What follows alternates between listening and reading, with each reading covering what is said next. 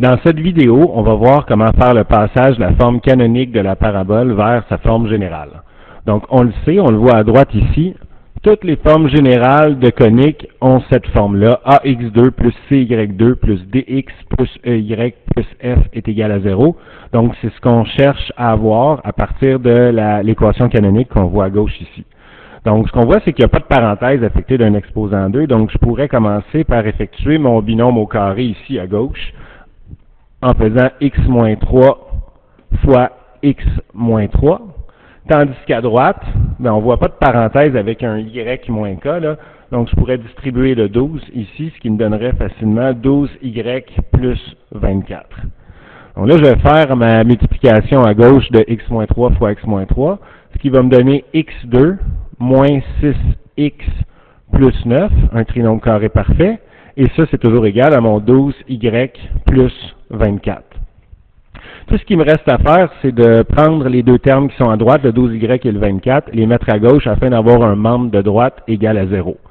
Donc, ça va me donner x2 moins 6x plus 9 moins 12y moins 24 est égal à 0. Et finalement, je peux remettre tout ça en ordre, finalement à l'ordre qu'on voit à droite, c'est-à-dire le terme en x à la 2, suivi du terme en y à la 2, ensuite le terme en x, le terme en y, et finalement mon terme constant égal à 0. Donc ce qu'on voit, c'est qu'on a un x2, on réalise rapidement qu'on n'a pas de y2, donc ensuite, on peut aller placer notre dx qui se retrouve à être moins 6x, notre ey qui est moins 12y, et finalement faire 9 moins 24 qui va donner moins 15, et ça c'est égal à 0.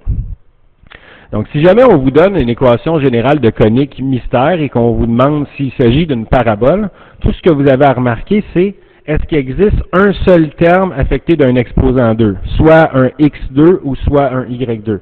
Dans ce cas-ci, on a un x2, ce qui veut dire que la concavité sera verticale. Si jamais c'était le contraire et qu'on avait un terme ici en y2, à ce moment-là, on n'aurait pas de terme en x2, la concavité serait horizontale.